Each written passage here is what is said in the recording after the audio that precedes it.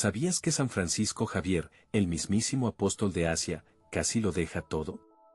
Casi tira la toalla, se sube al barco de vuelta a Europa y abandona la misión que, supuestamente, Dios le había encomendado.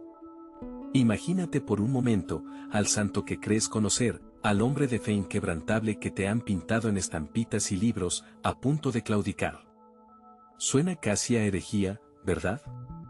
Pero, ¿y si te dijera que esa imagen impoluta del santo, ese camino de rosas hacia la santidad, es una invención, un cuento edulcorado para que no te cuestiones nada? Porque la verdad, la vida de Francisco Javier, como la de tantos otros que llamamos santos, fue un campo de batalla. Una lucha constante contra sus propias dudas, sus miedos más profundos y los desafíos más brutales que te puedas imaginar. Olvídate de la estampa del niño piadoso y obediente. Francisco Javier, en sus inicios, era un joven ambicioso, seducido por el brillo del mundo, por el poder y el reconocimiento. Nació en un castillo, en el seno de una familia noble, y desde joven apuntaba alto. París fue su escenario, la Sorbona su trampolín. Soñaba con honores, con escalar posiciones, con una vida cómoda y prestigiosa. La espiritualidad, la fe, Dios, eso quedaba en un segundo plano, si es que quedaba en alguno. Era un hombre del Renacimiento, un hombre de su tiempo, más preocupado por los laureles terrenales que por los celestiales. ¿Te sorprende? Seguramente sí, porque quizás te han contado la historia a medias, omitido los claroscuros, los rincones oscuros del alma que todos, incluso los santos, conocen muy bien. Y hablando de conocer, si te está resonando esta historia, si te pica la curiosidad por descubrir la verdad detrás de las vidas que inspiran, te invito a que formes parte de esta comunidad. Suscríbete al canal, activa la campanita para no perderte ninguna vida santa y déjanos tus comentarios. ¿Qué te parece esta visión diferente de los santos? ¿Crees que te acerca más a ellos ver sus luchas, sus imperfecciones? Tu opinión nos importa y enriquece este espacio. Porque la vida de Francisco Javier, te lo aseguro, está llena de giros inesperados, de momentos de oscuridad que te harán cuestionarte si realmente era un santo desde la cuna. Su encuentro con Ignacio de Loyola, ese encuentro que lo cambió todo, no fue un flechazo divino, no fue una conversión instantánea y milagrosa como a veces nos quieren hacer creer. Fue un proceso lento, tortuoso, marcado por la resistencia, por la lucha interna entre sus ambiciones mundanas y la llamada, cada vez más insistente, de algo superior. Ignacio, con su peculiar forma de ser, con su insistencia casi irritante, fue poco a poco socavando las murallas de su orgullo, desmontando sus falsas seguridades, hasta que Francisco, en un momento crucial, se vio desnudo ante sí mismo, con sus miserias y sus grandezas. Y ahí, en ese punto de quiebre, en esa crisis existencial que muchos evitamos mirar de frente, empezó a forjarse el santo. No el santo perfecto, el intocable, sino el santo humano, el que duda, el que se equivoca, el que cae y se levanta una y otra vez. Porque la santidad, si te paras a pensarlo, no es la ausencia de pecado, sino la lucha constante contra él.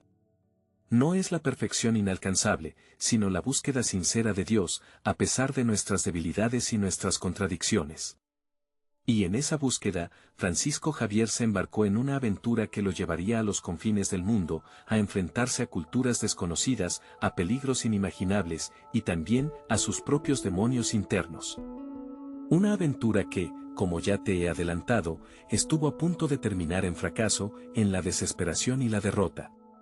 Pero esa, amigo mío, es otra historia. Y te la contaré, si te atreves a seguir acompañándome en este viaje a través de las vidas santas, vidas inesperadas, vidas que, quizás, se parezcan más a la tuya de lo que jamás imaginaste. Te encontrabas en París, la ciudad luz, el corazón palpitante del saber en el siglo XVI. Imagina las calles empedradas, el bullicio de estudiantes de todas partes de Europa, el aroma a pan recién horneado mezclado con el humo de las imprentas. Eras Javier, un joven ambicioso, brillante, con la vida resuelta según los cánones del mundo. Habías llegado a la Universidad de París, la Sorbona, para labrarte un futuro deslumbrante. Soñabas con títulos, honores, poder, quizás una cátedra prestigiosa, una vida cómoda y respetada. Eras un estudiante aventajado, sí, pero también un hombre de mundo, disfrutando de los placeres que la gran ciudad ofrecía. Las noches parisinas eran largas, las discusiones con otros estudiantes apasionadas, los debates sobre filosofía y teología encendidos. Eras un joven del Renacimiento, abrazando la cultura clásica, la nueva ciencia, el humanismo que florecía en cada rincón. Pero en medio de ese torbellino de ambición y conocimiento, algo empezó a cambiar. Una pregunta sorda, persistente, comenzaba a resonar en tu interior, una sombra sutil que se proyectaba sobre tu brillante futuro. ¿Era esto todo? ¿Acaso la vida se reducía a escalar posiciones, a acumular saber y reconocimiento? En ese momento de incipiente inquietud, el destino, o quizás la providencia, puso en tu camino a un hombre peculiar. Ignacio. Ignacio de Loyola. Un hombre que al principio no significó nada especial para ti. Un compañero de habitación, un hombre mayor, taciturno, diferente. Ignacio era un antiguo soldado, un hombre marcado por la guerra, por la vanidad herida, por una profunda crisis personal. Mientras tú te perdías en los laberintos del saber mundano y los placeres efímeros, Ignacio se sumergía en la lectura, en la oración, en una búsqueda interior que te resultaba incomprensible. Al principio, le mirabas con cierta condescendencia, quizás con un poco de burla. Sus ideas te parecían extrañas, incluso fanáticas. Te hablaba de un Dios personal, de un amor radical, de una entrega total. Te hablaba de renunciar a las ambiciones mundanas, de buscar una gloria que no se mide en títulos ni en riquezas, sino en la entrega a los demás. Te hablaba de una batalla más importante que cualquier guerra terrenal, la batalla contra el egoísmo, contra la vanidad, contra la indiferencia. Recuerdo tus discusiones con él. Eras un maestro en la dialéctica, en el arte de la argumentación, y te esforzabas por refutar sus ideas, por demostrarle lo absurdo de su planteamiento. Le acusabas de idealista, de ingenuo, de vivir en un mundo de fantasía. Le desafiabas con preguntas punzantes, buscando las contradicciones en su discurso. ¿Cómo podía un hombre inteligente renunciar a las oportunidades que el mundo ofrecía? ¿Cómo podía preferir la pobreza a la riqueza, la humildad al reconocimiento, el sacrificio al placer? Ignacio te escuchaba con paciencia, con una mirada penetrante que parecía leer en lo más profundo de tu alma. No te rebatía con argumentos complejos ni con citas eruditas. Simplemente te hablaba con la sencillez de quien ha encontrado una verdad que transforma la vida. Te hablaba de la alegría que se encuentra en dar, no en recibir. Te hablaba de la libertad que se experimenta al renunciar a las ataduras del ego. Te hablaba de un amor que supera todas las barreras, que reconcilia todas las contradicciones, que da sentido a todo lo que existe. Poco a poco, sin que te dieras cuenta, las palabras de Ignacio comenzaron a calar en tu interior. Su testimonio, su ejemplo, su profunda convicción, empezaron a erosionar las certezas sobre las que habías construido tu vida. Empezaste a cuestionar tus propias ambiciones, tus propios valores, tu propia visión del mundo. ¿Acaso estabas persiguiendo espejismos, sombras vacías de significado? ¿Acaso la verdadera felicidad se encontraba en un camino diferente, en una dirección opuesta a la que habías tomado? La influencia de Ignacio fue sutil, pero poderosa. No te impuso nada, no te presionó, no te juzgó. Simplemente te ofreció una alternativa, una perspectiva diferente, una manera radicalmente nueva de entender la vida. Te mostró que había una sed más profunda que la sed de conocimiento, una ambición más noble que la ambición de poder, una gloria más verdadera que la gloria mundana. Te abrió los ojos a la posibilidad de un amor que lo abarcaba todo, un amor que te llamaba a salir de ti mismo, a romper las cadenas del egoísmo, a entregarte por completo a una causa que trascendía tus propios intereses. Y así, en las aulas de la Sorbona, en el bullicio de París, en la intimidad de una habitación compartida, comenzó a gestarse una revolución silenciosa en tu alma. La visión del mundo de Javier, el joven ambicioso y brillante, empezó a transformarse, a expandirse, a profundizarse. Las ideas de Ignacio, como semillas fértiles, germinaron en tu corazón, abriendo un nuevo horizonte, un nuevo camino, una nueva aventura. Pero, ¿cuál sería esa aventura? ¿Cuál sería el primer paso en ese camino recién descubierto? ¿Cuál fue su primera gran misión? En el capítulo anterior te dejé en un punto crucial: quizás preguntándote como un joven destinado a los círculos académicos o eclesiásticos de Europa, un hombre de letras y fe, acabó embarcándose hacia lo desconocido, hacia un mundo que apenas podía imaginar. Permíteme llevarte ahora a Lisboa, a mediados del siglo XVI. Imagina el bullicio, el aroma a salitre y especias, el ir y venir de marineros curtidos por el sol, mercaderes con ropas exóticas y la promesa de fortunas lejanas resonando en cada esquina.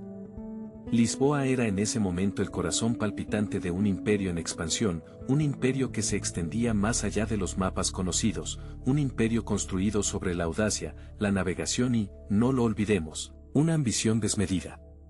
Portugal se había lanzado a explorar los confines del mundo, buscando rutas comerciales, sí, pero también algo más profundo, algo que resonaba en el alma de una época, la expansión de la fe cristiana. En este contexto, en esta Lisboa vibrante y llena de contrastes, nuestro Javier, aquel joven erudito, siente una llamada que lo arranca de su camino preestablecido. Ya no son las aulas de París, ni los debates teológicos en la Sorbona los que lo esperan. Ahora, el horizonte se abre hacia Oriente, un horizonte cargado de misterio, de peligros, pero también de una promesa innegable. Piensa por un momento en la audacia de este giro. Un hombre formado para la reflexión, para la vida contemplativa, es ahora requerido para la acción, para la aventura, para enfrentarse a culturas y creencias radicalmente diferentes. ¿Qué le impulsó a dar este paso? Fue una fe inquebrantable, un sentido del deber, o quizás, en lo más profundo, una inquietud, una insatisfacción con la vida tranquila y segura que se esperaba de él. Quizás, incluso, una sed de aventura disfrazada de fervor religioso. Las motivaciones humanas, como sabes, rara vez son puras y sencillas. La expansión portuguesa no era un camino de rosas. Era una empresa construida sobre la conquista, sobre la imposición de una cultura y una religión sobre otras ya existentes. Detrás del brillo del oro y las especias, se escondían historias de sometimiento, de violencia, de un choque cultural brutal. Y Javier, nuestro protagonista, se convierte en una pieza clave de este engranaje. Es enviado a la India, a Goa, como misionero, como embajador de la fe cristiana, en el contexto de esta expansión imperial. Es importante entender esto, Javier no viaja solo como un individuo aislado. Es parte de un proyecto mucho mayor, un proyecto que mezcla lo espiritual con lo terrenal, la evangelización con el comercio, la salvación de almas con la expansión del poder portugués. Es un personaje complejo, situado en un momento histórico complejo, y juzgarlo con la mirada del siglo XXI sería un error, una simplificación burda. En Goa, Javier se encuentra con un mundo que desafía todas sus categorías, todas sus certezas europeas. Un mundo de colores vibrantes, de olores intensos, de religiones milenarias, de costumbres ancestrales. Un mundo donde la noción del tiempo, del espacio, de la vida misma, se percibe de manera radicalmente diferente. Imagínate el choque, la desorientación, pero también, quizás, la fascinación. Y aquí, en este punto crucial de su viaje, te lanzo la pregunta inductiva, la pregunta que nos va a acompañar en este capítulo: ¿qué desafíos le esperaban a Javier en este mundo tan diferente, en esta encrucijada de culturas y creencias? ¿Cómo iba a navegar por las complejidades de una sociedad tan distinta a la europea? ¿Cómo iba a conciliar su misión evangelizadora con la realidad de un mundo que no entendía, y que quizás tampoco estaba dispuesto a entenderle a él? ¿Se enfrentaría a la incomprensión, al rechazo, o incluso a peligros mayores? ¿Lograría realmente conectar con las almas que buscaba convertir, o se convertiría él mismo en un instrumento, quizás involuntario, de una empresa colonial mucho más terrenal que espiritual? Estas son las preguntas que nos asaltan al contemplar este nuevo capítulo en la vida de Javier, este llamado a Oriente que lo saca de su mundo conocido y lo lanza a un universo de desafíos inimaginables. Un universo donde la fe, la cultura y el poder se entrelazan de maneras a menudo contradictorias y donde las respuestas, si es que existen, no serán fáciles de encontrar. India, desafíos y primeros pasos. Te encuentras ahora en la India del siglo XVI. Olvida por un momento todo lo que crees saber, todas las imágenes preconcebidas. Imagina el calor sofocante golpeándote en la cara como una pared invisible al desembarcar. El olor, una mezcla intensa de especias, incienso y algo desconocido, quizás putrefacto, que te revuelve el estómago. El ruido ensordecedor de un mercado que parece no tener fin, un caos de voces, animales, pregones y músicas extrañas. Es un mundo completamente ajeno, un planeta diferente al que conoces. Así debió sentirlo Javier al llegar a Goa, la puerta de entrada a este subcontinente inmenso y misterioso. Sus primeros meses fueron un torbellino de desorientación. El idioma, o mejor dicho, los idiomas, eran un muro infranqueable. ¿Cómo transmitir la palabra divina cuando cada intento de comunicación se convierte en un jeroglífico indescifrable? Te sientes mudo, aislado en una isla de incomprensión, rodeado de miradas curiosas, expectantes, pero que no entiendes. La frustración debió ser inmensa, la tentación de abandonar, casi irresistible. Pero Javier no era hombre de rendirse fácilmente. La cultura, ancestral y compleja, se alzaba como una barrera aún más formidable. Costumbres milenarias, rituales intrincados, una sociedad estratificada en castas que desafiaba su comprensión occidental. ¿Cómo explicar el concepto de un Dios único y trascendente a personas inmersas en un panteón de divinidades coloridas y terrenales? ¿Cómo cuestionar un sistema social rígido y jerárquico cuando parecía ser el pilar mismo de esa sociedad? Te enfrentas a un dilema moral profundo, respetar la cultura local o imponer tus propias creencias como verdades absolutas. La línea entre evangelización y etnocentrismo se difumina peligrosamente. Y luego estaba el territorio. India, un gigante geográfico, un mosaico de reinos y pueblos dispersos en una extensión inconmensurable. Viajar era una odisea, cada desplazamiento una prueba de resistencia física y mental. Caminos polvorientos, carruajes incómodos, la amenaza constante de enfermedades y bandidos. Te sientes insignificante, una mota de polvo en un desierto infinito, intentando abarcar lo inabarcable.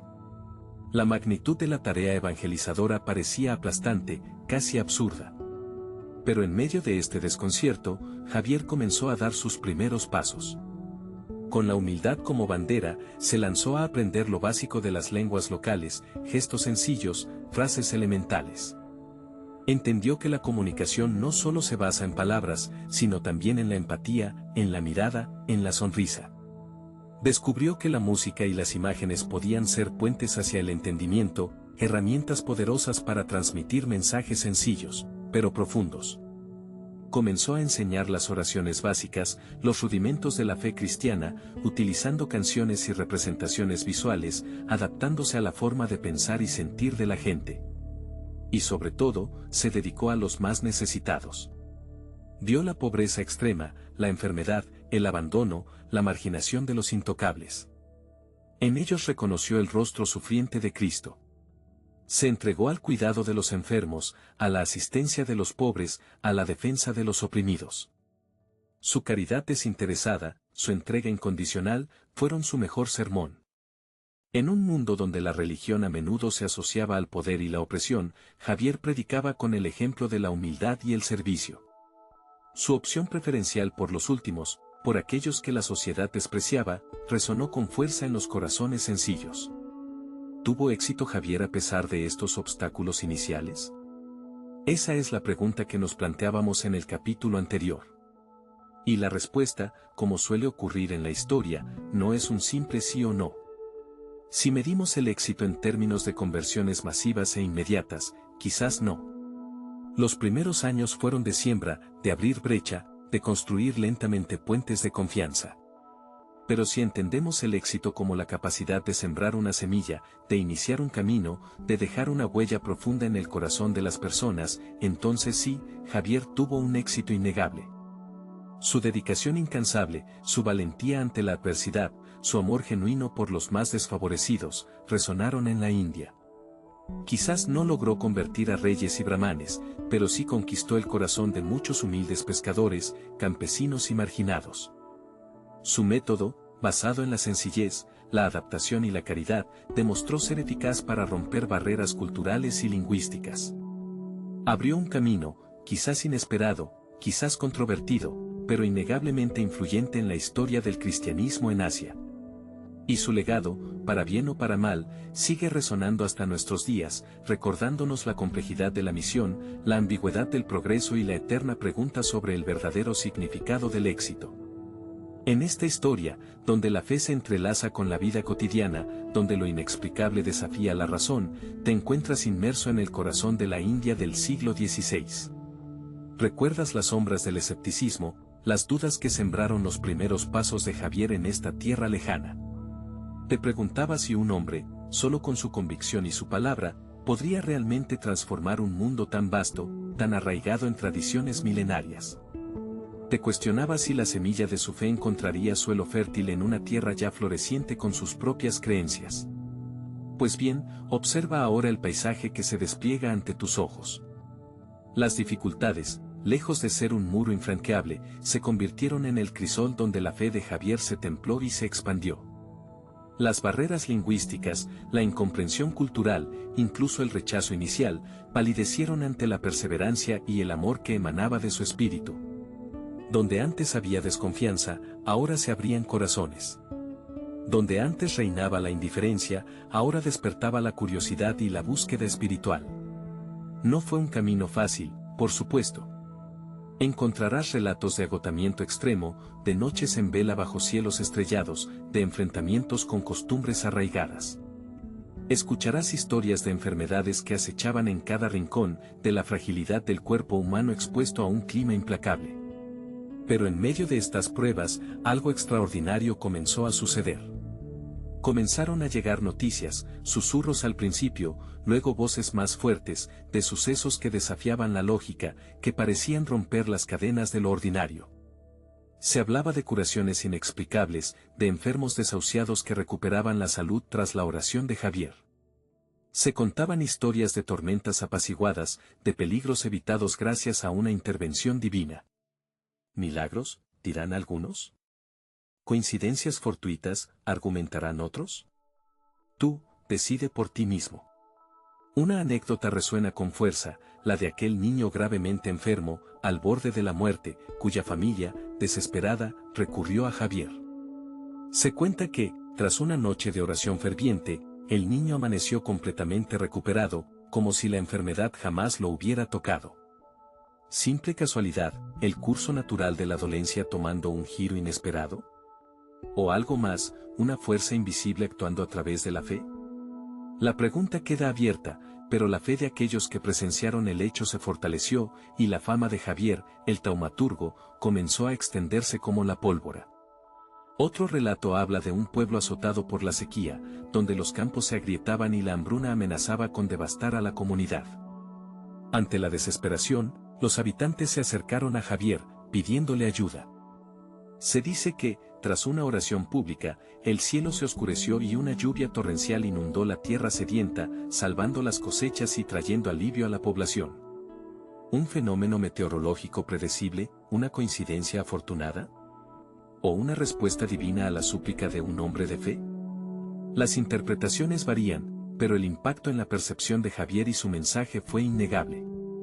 Estas historias, amplificadas por la tradición oral, tejieron un manto de asombro y reverencia alrededor de la figura de Javier. Su presencia se convirtió en sinónimo de esperanza, de intervención divina en un mundo lleno de incertidumbre. La fe cristiana, antes una semilla extranjera, comenzó a germinar con fuerza en el suelo indio, alimentada por estos relatos y por la dedicación incansable de Javier. Pero no te equivoques, no todo fueron flores en el camino de la evangelización. La expansión de la fe cristiana también generó tensiones, resistencias, incluso hostilidad. Chocó con estructuras sociales y religiosas preexistentes, desafió dogmas arraigados y despertó recelos en aquellos que veían su mundo transformarse. La fe, lo sabes bien, es un arma de doble filo. Puede unir y consolar, pero también puede dividir y confrontar. La historia de Javier no escapa a esta dualidad.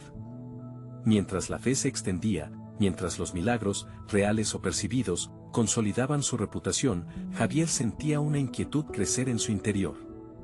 La India, tierra de inmensas necesidades espirituales, había sido un campo fértil para su misión. Pero su espíritu misionero, esa llama que ardía en su alma, no se contentaba con los límites geográficos. La llamada a llevar el mensaje de Cristo a los confines de la tierra resonaba con fuerza en su corazón. Y ahora, te pregunto, tras haber contemplado el despertar de la fe en la India, tras haber sido testigo de la transformación que Javier obró en esta tierra lejana, a donde crees que lo llevó su espíritu indomable, su sed insaciable de anunciar el Evangelio? ¿Qué nuevos horizontes, qué nuevas culturas, qué nuevos desafíos esperaban a este incansable mensajero de la fe? La respuesta, en el próximo capítulo de esta historia. Te pregunto, ¿recuerdas la India? Aquel torbellino de colores, de olores, de creencias tan distintas a las tuyas. Pensabas que ya lo habías visto todo, que habías navegado por mares lejanos y conocido almas diversas. Pero permíteme decirte, estabas equivocado. Aún te faltaba un viaje, un salto a un abismo cultural que la India solo había insinuado. Te hablo de Japón. Imagínate desembarcando en una tierra donde hasta la forma de escribir era un enigma indescifrable. Donde la cortesía era un arte tan intrincado como un jardín zen, y donde la simple idea de Dios, tal como la conocías, parecía rebotar contra muros invisibles de tradición milenaria. En la India, a pesar de las diferencias, encontrabas ecos familiares, rastros de una espiritualidad que, aunque distinta, resonaba con algo que reconocías. Pero Japón era otro planeta. Francisco Javier lo sintió en carne propia. Él, que había creído entender la misión en las bulliciosas calles de Goa, se encontró de pronto en un silencio sepulcral, en una tierra donde la palabra, cuidadosamente elegida y pronunciada, pesaba más que cualquier argumento apasionado.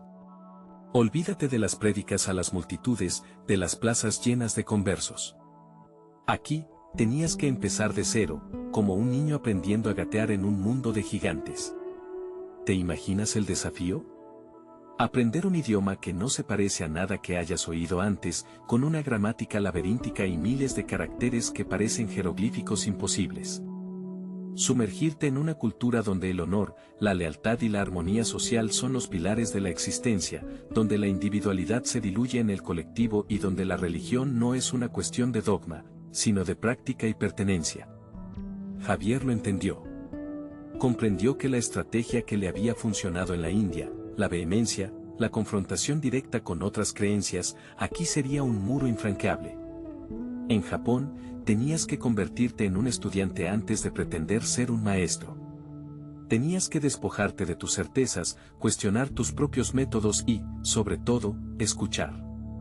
Escuchar el susurro del viento en los bambúes, la cadencia de las ceremonias del té, la filosofía sutil que se escondía tras cada gesto, cada palabra, cada silencio. Javier se rodeó de traductores, de eruditos, de monjes budistas, incluso de samuráis. Quería entender su mundo desde dentro, no imponer el suyo desde fuera. Y aquí surge una pregunta incómoda, una cuestión que quizás no te hayas planteado. ¿Es posible evangelizar sin imponer? ¿Puedes compartir tu fe sin menospreciar la del otro? ¿Es lícito intentar convencer a alguien de que tu camino es el verdadero, cuando ese alguien ha crecido en un laberinto de creencias y valores tan ricos y complejos como los tuyos? Javier se enfrentó a este dilema. Y su respuesta fue la adaptación. En lugar de atacar frontalmente las creencias locales, buscó puntos de encuentro, analogías, puentes entre el cristianismo y el budismo zen, el sintoísmo y la filosofía confuciana que moldeaban el alma japonesa. Aprendió a presentar el mensaje cristiano con la delicadeza de un artesano, tallando cada palabra, puliendo cada concepto, hasta que pudiera encajar en el intrincado mosaico cultural japonés. Pero no te engañes, el camino no fue fácil. La recepción en Japón fue ambivalente, por decirlo suavemente. Al principio, hubo curiosidad, incluso fascinación. Un extranjero que llegaba de tan lejos, con historias de un Dios único y un amor universal, despertaba interés. Algunos señores feudales, daimyo, vieron en el cristianismo una herramienta política, una forma de establecer lazos comerciales con los portugueses y de contrarrestar el poder de los monasterios budistas, que a menudo eran centros de poder rivales. Pero pronto surgió la desconfianza. Las autoridades religiosas budistas y sintoístas, celosas de su influencia, vieron en Javier y sus compañeros una amenaza para el orden establecido. Empezaron las intrigas, las acusaciones, las campañas de desprestigio. Se decía que los cristianos eran espías, que socavaban las tradiciones ancestrales, que su Dios era un demonio disfrazado. Y luego estaba el problema de la lengua, un obstáculo casi insalvable.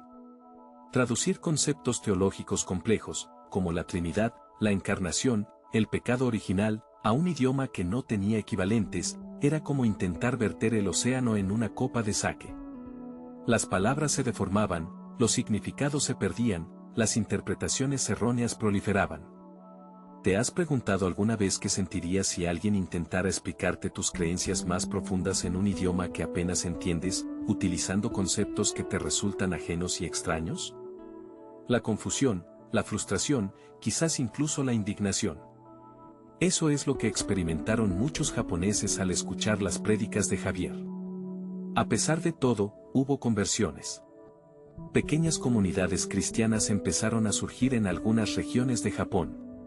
Gente sencilla, campesinos, pescadores, algunos samuráis descontentos con el sistema feudal, encontraron en el mensaje de Javier una esperanza, una alternativa a la rigidez social y a la incertidumbre de la vida en el Japón del siglo XVI. Pero no te equivoques, estas conversiones fueron a menudo frágiles, superficiales, motivadas por razones diversas, no siempre puramente religiosas. ¿Fue un fracaso la misión de Javier en Japón? Depende de cómo lo mires. Si esperabas conversiones masivas, templos cristianos alzándose por todo el país, un Japón transformado por la fe cristiana, entonces sí, fue un fracaso.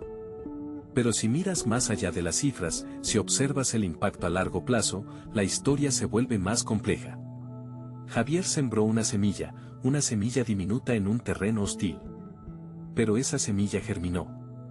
A pesar de las persecuciones, de las prohibiciones, de las guerras religiosas que vendrían después, el cristianismo logró arraigar en Japón, aunque de forma subterránea, clandestina, a menudo mezclado con elementos de la cultura local. Y quizás, esa sea la lección más importante de este viaje a Japón. Que la fe, como la vida, es un proceso de adaptación constante, de diálogo, de encuentro entre culturas. Que no hay caminos fáciles, ni respuestas simples. Que a veces, el mayor acto de fe no es convertir, sino comprender. Y que incluso en el silencio más profundo, en la tierra más extraña, la semilla del espíritu puede encontrar un rincón donde florecer. ¿Y tú? ¿Qué semilla estás sembrando en tu propio mundo? ¿Estás intentando imponer tu verdad, o estás dispuesto a escuchar, a aprender, a adaptarte? La respuesta, como siempre, está en tu corazón. En esta historia, viajamos contigo a un Japón del siglo XVI, una tierra de samuráis y cerezos en flor, un lugar donde el sol parece nacer cada mañana con una fuerza renovada. Te encuentras siguiendo los pasos de Francisco Javier, un hombre que llegó a estas islas con una fe inquebrantable y un objetivo que ardía en su corazón. Quizás pienses que su misión fue un triunfo resonante, una expansión gloriosa de su credo en tierras lejanas. Y en parte, lo fue. Piensa en las primeras conversiones, en esos individuos que, por la razón que fuera, abrieron sus mentes a un mensaje nuevo, a una forma diferente de entender el mundo y lo divino. Imagínate las pequeñas comunidades que florecieron, semillas de fe plantadas en un suelo aparentemente poco fértil. ¿No te parece admirable, casi milagroso, que en una sociedad tan estructurada, tan arraigada a sus propias tradiciones y creencias ancestrales, surgieran focos de cristianismo? Pero, detente un momento. Profundiza en la superficie brillante del éxito. ¿Fueron estas conversiones genuinas, profundas, o fueron más bien el resultado de la fascinación por lo exótico, por lo novedoso que representaba este extranjero y su mensaje? ¿Acaso la promesa de beneficios materiales, o la búsqueda de alianzas políticas con los europeos, no jugó un papel importante en la aceptación inicial? Es fácil idealizar, pintar un cuadro de fervor religioso puro, pero la historia rara vez es tan simple, tan inmaculada. Observa las limitaciones, las resistencias. Japón no era un lienzo en blanco esperando ser pintado por una nueva fe. Era una civilización milenaria, con una cosmovisión compleja, con religiones arraigadas y una estructura social que no se doblegaba fácilmente ante influencias externas. ¿Crees que la barrera del idioma, la incomprensión cultural, fueron obstáculos menores? Imagina intentar explicar conceptos teológicos abstractos en una lengua que apenas dominas, a personas cuyas categorías de pensamiento son radicalmente diferentes a las tuyas. Y luego estaba la resistencia, a veces sutil, a veces abierta y hostil. Los poderosos monasterios budistas, celosos guardianes de su influencia, no veían con buenos ojos la llegada de este nuevo culto. Los señores feudales, los daimyo, calculaban fríamente las ventajas y desventajas de apoyar o rechazar a estos extranjeros. ¿Crees que todos vieron en Javier un mensajero divino? O más bien, ¿lo percibieron algunos como una pieza más en el complejo tablero de la política y el poder? Javier, aunque lleno de fervor y buenas intenciones, quizás subestimó la profundidad y la complejidad de la cultura japonesa. Tal vez pecó de ingenuidad al creer que la verdad de su fe sería evidente para todos, que derribaría todas las barreras.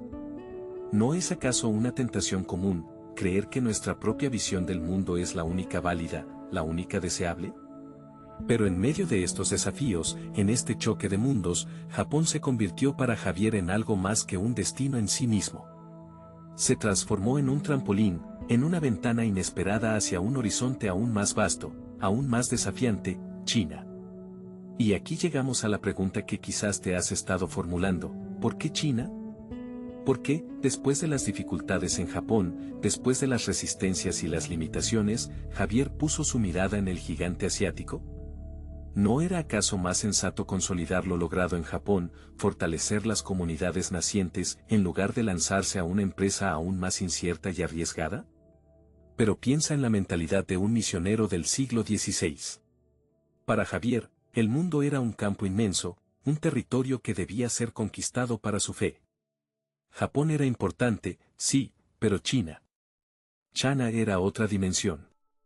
China era el corazón de Asia, un imperio milenario, cuna de una civilización que había influenciado a todo el continente. Si lograba establecer una presencia en China, si conseguía convertir al emperador, ¿no se abrirían las puertas a un océano de almas? China representaba un desafío de proporciones épicas, pero también una oportunidad incomparable. Era la llave para desbloquear la evangelización de todo el Oriente. Javier veía en China un potencial inmenso, una cosecha abundante que esperaba ser recogida. Quizás también, en lo más profundo de su ser, sentía la llamada de lo desconocido, la fascinación por lo inmenso, la ambición de dejar una huella imborrable en la historia. ¿Fue una decisión pragmática o un impulso casi irracional? ¿Fue visión profética o simple arrogancia? Quizás fue una mezcla de todo. Lo cierto es que Japón, con sus éxitos relativos y sus limitaciones evidentes, encendió en Javier un nuevo deseo, una nueva meta. Le mostró la posibilidad, aunque lejana y difícil, de llegar a China. Y con esa idea fija en su mente, con esa ambición renovada, se preparó para el próximo capítulo de su aventura, un capítulo que lo llevaría a enfrentar desafíos aún mayores, en la Tierra del Dragón. En esta historia, te encuentras en el puerto, observando cómo se aleja el barco que lleva a Javier de Japón. Deja atrás una tierra que, aunque fascinante, no ha sido el destino final que buscaba. Japón, con sus templos serenos y sus guerreros disciplinados, ha sido solo una escala en un viaje mucho mayor, un peldaño hacia un gigante dormido que lo atrae con una fuerza magnética. Sientes la brisa marina y escuchas el grito de las gaviotas, mientras la silueta de Japón se difumina en el horizonte. Pero tu mirada, al igual que la de Javier, está fija en el oeste, en la dirección de China. China. La sola palabra evoca imágenes de misterio, de grandeza, de un mundo impenetrable. Para ti, como para Javier en aquel momento, China representa un desafío colosal, casi imposible. Piensa en ello, un imperio milenario, vasto e inmenso, celosamente guardado tras sus murallas, desconfiado de los extranjeros, impermeable a las ideas foráneas. Un país que se considera el centro del mundo, la civilización suprema, y que mira con recelo, incluso con desprecio, a todo lo que viene de fuera. Entrar en China en aquella época era como intentar escalar una montaña vertical, lisa, sin asideros. Era desafiar lo inexpugnable. Y sin embargo, Javier está decidido. ¿Por qué? ¿Qué le impulsa a arriesgarlo todo por penetrar en ese país hermético? No es la aventura, aunque sin duda hay un componente de audacia en su empresa. Tampoco es la codicia, porque las riquezas materiales le son indiferentes. Es algo más profundo, más arraigado en su ser. Es la convicción, algunos dirían la obsesión, de que China necesita ser iluminada, de que su vasto pueblo vive en la oscuridad del error, ajeno a la verdad que él porta. Piensa por un momento en la audacia, o quizás la arrogancia, de esa idea. Un hombre, un extranjero, creyendo tener la llave de la salvación para una civilización milenaria, compleja y sofisticada. ¿No te parece una pretensión desmesurada? ¿No te sugiere una visión del mundo peligrosamente simplista, dividida entre la luz y la oscuridad, entre la verdad y el error? Pero para Javier, esta dicotomía es real, es tangible. Él cree sinceramente que el mensaje que lleva es vital para el alma de cada chino, que sin él, esas almas están perdidas. Y así, con esa convicción inquebrantable, Javier comienza a prepararse para su misión china. Sabe que no será fácil, que las puertas de China están cerradas con triple llave para los extranjeros. Pero también sabe que la fe, la suya, puede mover montañas, o al menos, abrir grietas en las murallas más impenetrables. Empieza por estudiar. Se sumerge en libros y relatos sobre China, intentando comprender su historia, su cultura, sus costumbres. Aprende algunas frases básicas del idioma, sabiendo que la comunicación será fundamental, aunque sea un idioma que suena tan diferente, tan ajeno a las lenguas europeas. Busca contactos, personas que puedan ayudarle, mercaderes, marineros, quizá algún aventurero audaz que haya logrado penetrar en el imperio prohibido. Reúne información, fragmentos de conocimiento dispersos, intentando construir una imagen completa del desafío que le espera. Y sobre todo, ora. Ora con fervor, pidiendo guía divina, fortaleza para afrontar las dificultades, sabiduría para superar los obstáculos. Porque sabe que esta misión no es solo un viaje físico, sino también una batalla espiritual. Una batalla contra la cerrazón, contra la desconfianza, contra la resistencia a lo nuevo. Se prepara mentalmente para la soledad, para el aislamiento, para la incomprensión. Sabe que en China será un extraño, un intruso, un ser exótico y quizás amenazante. Se enfrenta a la posibilidad del rechazo, de la persecución, incluso de la muerte. Pero nada de esto le arredra. Su determinación es inquebrantable. La idea de llevar su mensaje a China lo consume, lo impulsa, lo llena de una energía casi fanática. Y así, te preguntas, mientras ves cómo se aleja el barco que lo lleva hacia su destino incierto, ¿logró Javier entrar en China? ¿Pudo siquiera acercarse a ese gigante dormido que tanto anhelaba despertar? La respuesta, la descubrirás en el próximo capítulo de esta historia. Te encuentras en la isla de Sanchuandao, una joya solitaria azotada por el viento, donde el mar del sur de China lame sus costas con una furia sorda. Este no era el destino triunfal que Javier había imaginado, no el abrazo cálido del continente que tanto anhelaba. En cambio, te encuentras aquí, en este último bastión antes de la tierra prohibida, un exiliado involuntario varado en la periferia de su sueño. Recuerda la determinación en sus ojos, la llama incandescente que lo impulsaba hacia adelante, capítulo tras capítulo de su vida. Ahora, esa llama parpadea débilmente, amenazada por la brisa salina y la soledad implacable. Las autoridades chinas, muros inexpugnables de burocracia y sospecha, habían cerrado todas las puertas. Sus súplicas, sus argumentos, su historia misma, todo resonó en el vacío de oídos sordos. La visión de regresar a casa, de pisar la tierra de sus ancestros, se desvanecía como una bruma matutina ante el sol implacable de la realidad. Sanchuandao se convirtió en su prisión dorada, una isla de belleza áspera e indiferente a su dolor. Los días se arrastraban, lentos y uniformes, marcados por el sonido monótono de las olas y el grito ocasional de las gaviotas. Intentó ocupar su tiempo, reviviendo recuerdos, leyendo viejos libros, escribiendo cartas que sabía que nunca serían enviadas. Cartas llenas de amargura, de frustración, pero también de un amor persistente por una tierra que le negaba la entrada. ¿No es irónico? Amar con tanta intensidad algo que te rechaza con tanta frialdad. Como un amante no correspondido, Javier se consumía en la llama de un afecto unilateral, un fuego que lo calentaba pero también lo quemaba lentamente. Observa su figura demacrada, caminando por la playa desolada. Su sombra se alarga con el sol poniente, un espectro solitario en un paisaje vasto e impersonal. ¿Qué pensaba en esos momentos de crepúsculo? ¿Acaso repasaba los triunfos pasados, las batallas ganadas en otros frentes? ¿O se atormentaba con la sensación de fracaso, con la idea de que su vida, a pesar de todo, terminaría en este rincón olvidado del mundo, lejos de su hogar, lejos de su gente? La soledad se convirtió en su compañera constante, un manto invisible que lo envolvía y lo asfixiaba lentamente. Intentó buscar consuelo en los habitantes de la isla, pescadores sencillos y gente de mar con vidas ajenas a sus dramas personales. Pero la barrera del idioma, la diferencia de experiencias, la profunda brecha cultural, lo aislaban aún más. Era un extranjero en tierra ajena, un náufrago emocional en una isla física. Y así, los días se convirtieron en semanas, las semanas en meses. La salud de Javier se deterioró, minada por la tristeza, la decepción y quizás, en secreto, por la pérdida del deseo de vivir. Su cuerpo, que había resistido tantas pruebas y tribulaciones, finalmente cedió. Lo encontraste una mañana, en su pequeña cabaña con vistas al mar, con la mirada perdida en el horizonte distante, hacia esa China que nunca volvería a ver. Murió solo, en silencio, con el único testigo del océano infinito y el cielo indiferente. Una muerte anónima en un lugar remoto, un final poco glorioso para una vida que había aspirado a la grandeza. Ahora, te preguntas, ¿cómo se preguntaron muchos después de él, cuál fue el legado de Javier?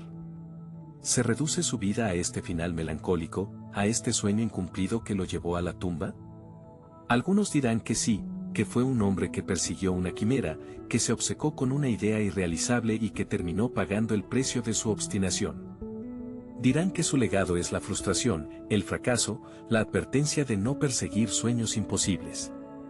Pero tú, que has seguido su historia de cerca, que has visto la pasión que lo animaba, la determinación que lo impulsaba, sabes que hay algo más profundo y significativo. El legado de Javier no reside en alcanzar o no su último gran sueño, sino en la forma en que vivió su vida. En su valentía para desafiar las convenciones, en su audacia para perseguir sus ideales, en su capacidad para amar y luchar por lo que creía, incluso cuando todo parecía perdido. En su insistencia en ser fiel a sí mismo, incluso en la soledad y el exilio. Su legado es la inspiración que deja en aquellos que se atreven a soñar, a luchar por un mundo mejor, aunque ese mundo parezca inalcanzable. Es la prueba de que incluso en el fracaso, incluso en la derrota, puede haber grandeza, puede haber dignidad, puede haber un propósito que trasciende la propia existencia. Porque al final, lo que realmente importa no es llegar a la meta, sino el viaje en sí. Y el viaje de Javier, con sus luces y sus sombras, con sus triunfos y sus fracasos, fue un viaje extraordinario. Un viaje que, aunque terminó en la soledad de Sanchoandao, resuena aún hoy, invitándote a reflexionar sobre tu propia vida, tus propios sueños y el legado que dejarás atrás. En esta historia, te invito a mirar más allá del brillo dorado de los altares, más allá de las estatuas impolutas y las vidas contadas en tonos pastel. Te propongo que observes con detenimiento las grietas, las sombras, la arena en las sandalias de aquellos que llamamos santos. Porque si te acercas lo suficiente, descubrirás que incluso en la santidad más proclamada, hay un eco de tu propia lucha, de tu propia incertidumbre. Hoy, viajamos hasta el legado imborrable de Francisco de Jasso, más conocido como San Francisco Javier. Un nombre que resuena a través de los siglos, un eco que llega desde las lejanas tierras de Asia hasta este preciso instante en el que me escuchas. Pero, ¿qué significa realmente ese legado? ¿Es solo una figura piadosa en un libro de historia eclesiástica, o hay algo más, algo que aún palpita en el corazón del mundo moderno? Francisco Javier, el jesuita navarro, el compañero de Ignacio de Loyola, el hombre que dicen conquistó almas por miles en tierras remotas. Se te presenta como un gigante de la fe, un modelo de entrega misionera sin igual. Y en parte, esa imagen no es errónea. Su viaje a la India, a Japón, a las puertas de China, es una epopeya que desafía la imaginación. Piensa en ello, en el siglo XVI, sin aviones, sin internet, sin mapas precisos, lanzarse a lo desconocido, a culturas ajenas, a lenguas incomprensibles, impulsado por una fe que ardía como un fuego interno. ¿Puedes imaginar la audacia, la temeridad, incluso la locura que debió sentir? Se te cuenta que convirtió multitudes, que realizó milagros, que su sola presencia era suficiente para transformar corazones. Pero, ¿y si te dijera que tras esa fachada de conquistador espiritual, había un hombre de carne y hueso, asaltado por dudas, por fatiga, por la soledad del extranjero? ¿Te han contado alguna vez el precio que pagó por esa entrega, las noches de insomnio, la incomprensión, el choque cultural, la frustración ante la lentitud de las conversiones, o incluso la desconfianza de algunos locales hacia un extranjero que venía a cambiar sus creencias ancestrales? Su influencia en la expansión del cristianismo en Asia es innegable. Desde la India hasta Japón, sus pasos dejaron una huella profunda, abriendo caminos que otros misioneros seguirían. Pero, ¿fue siempre una expansión pacífica, un diálogo intercultural enriquecedor? O, como algunos sugieren, fue también parte de un proceso de imposición cultural, de un choque entre mundos donde la visión europea se consideraba superior, olvidando o menospreciando la sabiduría milenaria de Oriente. Estas son preguntas incómodas, preguntas que a menudo se evitan cuando se habla de santos, pero que son necesarias para comprender la complejidad de su historia y su impacto real. Su ejemplo de dedicación misionera es, sin duda, inspirador. Renunció a una vida cómoda, a una carrera prometedora en la emergente Compañía de Jesús en Europa, para lanzarse a la aventura de llevar el Evangelio a los confines del mundo conocido. Esa entrega total, esa capacidad de sacrificio, es algo que resuena incluso hoy en día, en un mundo donde el individualismo y la búsqueda del confort personal parecen dominarlo todo. Pero, ¿es ese modelo de misión, tal como él lo entendió en el siglo XVI, aplicable sin más en el siglo XXI? ¿No necesitamos quizás repensar la misión, el diálogo interreligioso, el respeto a la diversidad cultural, en un mundo globalizado y plural como el nuestro? Y luego está la canonización. Declarado santo por la Iglesia Católica, San Francisco Javier se convierte en un modelo a seguir, en un intercesor ante Dios, en un faro de santidad para los creyentes. Pero, ¿qué significa realmente la santidad? ¿Es alcanzar la perfección, la ausencia total de pecado y duda? ¿O, por el contrario, es la santidad un camino, una búsqueda constante, una lucha por la coherencia entre la fe y la vida, incluso en medio de las contradicciones y las propias limitaciones? Reflexionar sobre la vida de San Francisco Javier, con sus luces y sus sombras, con sus certezas y sus interrogantes, sigue siendo relevante hoy en día. Porque su historia no es solo la de un hombre del siglo XVI, sino la historia de la búsqueda humana de sentido, de la lucha entre la fe y la duda, del encuentro y desencuentro entre culturas, del desafío de vivir una vida con propósito, más allá de las propias comodidades y seguridades. Quizás te preguntes, ¿qué tiene que ver todo esto conmigo, con mi vida cotidiana, con mis problemas y mis aspiraciones? Pues bien, te diría que la vida de San Francisco Javier, como la de tantos otros vidas santas, es un espejo en el que puedes mirarte, un espejo que refleja no solo la grandeza, sino también la fragilidad humana, la capacidad de superación, la fuerza que surge de la fe, pero también la honestidad de reconocer las propias dudas y limitaciones. Y ahora, te invito a que esta reflexión no se quede solo en tu mente.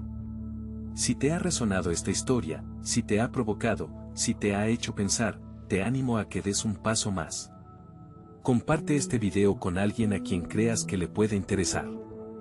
Deja un comentario con tu propia reflexión, con tu propia pregunta, con tu propia duda. ¿Qué te inspira de la vida de San Francisco Javier? ¿Qué te cuestiona? ¿Crees que su legado sigue vivo hoy en día, o es solo una pieza de museo en la vitrina de la historia religiosa? Tu opinión es importante, tu participación enriquece esta conversación. Haz clic, comenta, comparte. Hagamos de este espacio, Vidas Santas, un lugar de encuentro, de diálogo, de reflexión honesta y profunda. Porque las vidas de los santos no son solo historias del pasado, sino semillas para el presente y el futuro. Te espero en los comentarios.